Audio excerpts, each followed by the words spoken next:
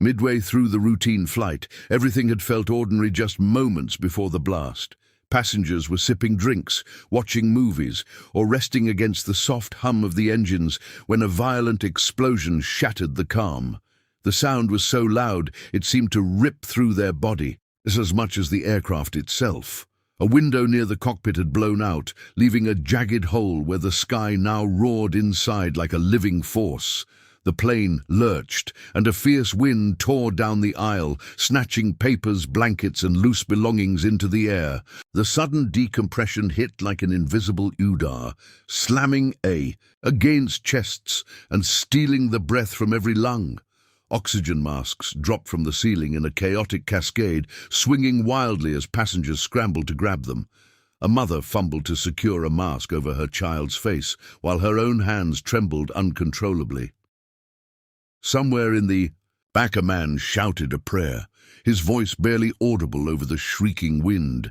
The aircraft tilted slightly, causing a wave of nausea and terror to ripple through the cabin as people realized something had gone terribly wrong.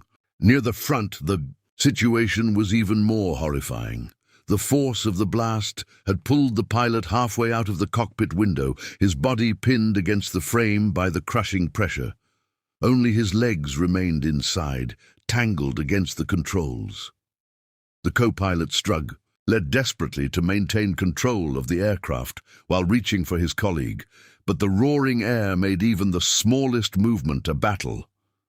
Warning alarms blared in relentless pulses. Red light, OTs flashing like a desperate heartbeat throughout the cockpit and spilling into the cabin beyond. Flight attendants, trained for emergencies, yet visibly shaken, forced themselves into action. One gripped the back of a seat to keep from being thrown off balance as she shouted instructions that few could hear. Another crawled along the aisle, checking masks and urging passengers to stay down, her hair whipping violently around her face. Despite their efforts, panic spread faster than order. Some passengers sobbed openly, others sat frozen in stunned silence, and a few clutched hands with strangers, seeking comfort wherever they could find it. In row 12, Omar, and in his mid-30s, sat rigid, his knuckles white against the armrests. He had been staring at the safety card only minutes earlier, barely paying attention, but now every instruction echoed in his mind with terror. Envying clarity, the cold air burned his lungs with each breath through the mask, and his ears rang from the pressure. Around him, people cried and ducked their heads, surrendering to fear. Yet something inside him refused to remain still, a rising urgency that drowned out the chaos. He unbuckled his seatbelt with trembling fingers, the sharp click sounding impossibly loud in his own ears. The moment he stood, the force of the W it nearly knocked him sideways, and he grabbed the tops of the seats to steady himself. A flight attendant spotted him immediately, her eyes wide as she gestured frantically for him to sit down. But he shook his head, his gaze locked forward toward the cockpit where the nightmare was unfolding. Every instinct screamed at him to stay put, yet another voice insisted that doing nothing was worse. Step by step he moved into the aisle, leaning forward against the invisible wall of air pushing him back. Each movement required enormous effort, like walking through a storm that refused to let him pass. The cabin lights flickered, casting everything in a stuttering glow that made the scene feel unreal, like a nightmare he might wake from at any moment. A suitcase burst from an overhead bin and slammed against the ceiling before tumbling past him, barely missing his shoulder. He flinched, but kept going. As he advanced, he noticed details that would haunt him forever.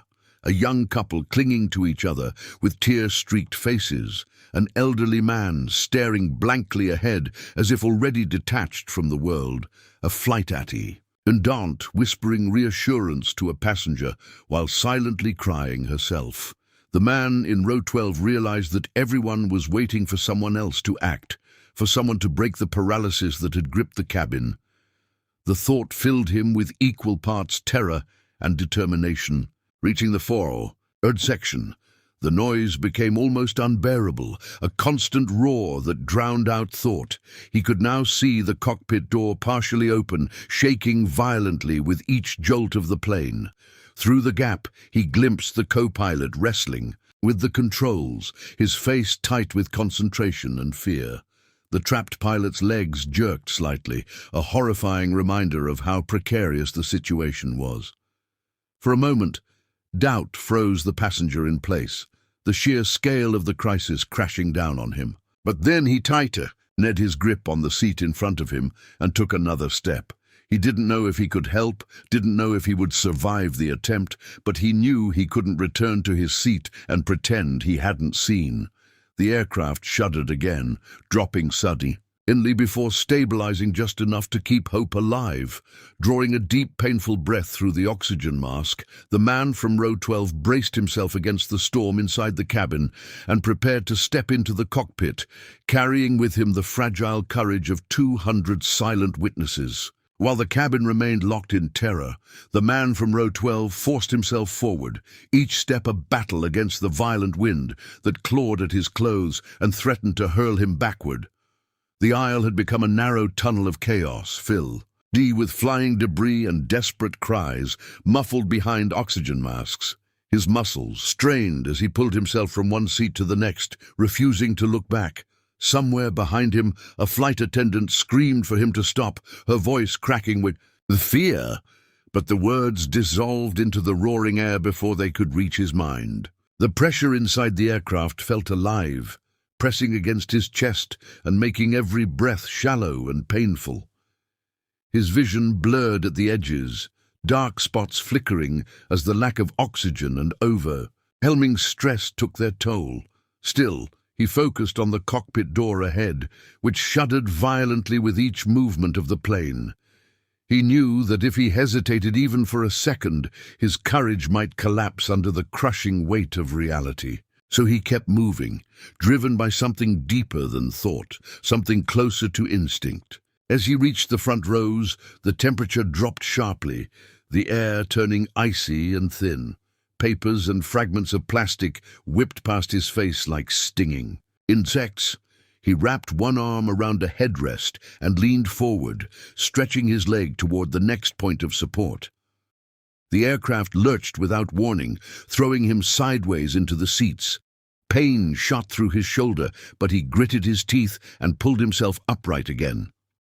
The passengers nearest to him stared with wide, disbelieving eyes, as if watching someone walk willingly into a storm. When he finally reached the cockpit entrance, the sight inside early stole what little breath he had left.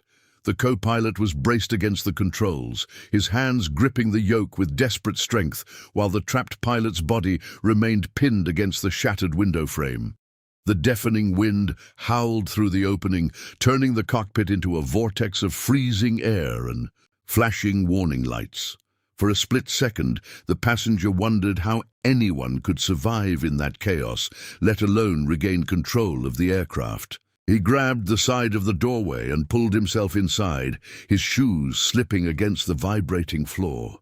The co-pilot glanced back, shock flashing across his face at the sight of a passenger stand. There was no time for questions or protests. The man from row 12 leaned forward and seized the back of the captain's seat, using it to anchor himself against the relentless force, trying to drag everything toward the opening. His hands shook violently, but he tightened his grip until his knuckles turned pale. Carefully, he reached for the trapped pilot's arm, his fingers brushing against the fabric of the uniform that was stiff with cold. The force pulling the pilot outward was terrifying, like trying to wrestle someone away from a rushing river. He planted his feet and pulled with everything he had, feeling his muscles scream in protest. The co-pilot shifted a hand from the controls, just long enough to help, their movements clumsy but determined in the chaos. Slowly, inch by agonizing inch, the pilot's body began to move back inside. The moment the pilot's torso cleared the window frame, the change in pressure shifted slightly, enough to give them a fragile advantage. Together, they dragged him fully into the cockpit, collapsing him against the side panel. He was unconscious but alive, his chest rising faintly beneath the oxygen mask that had been hastily secured. The co-pilot immediately returned both hands to the controls, adjusting the aircraft's angle with intense concentration.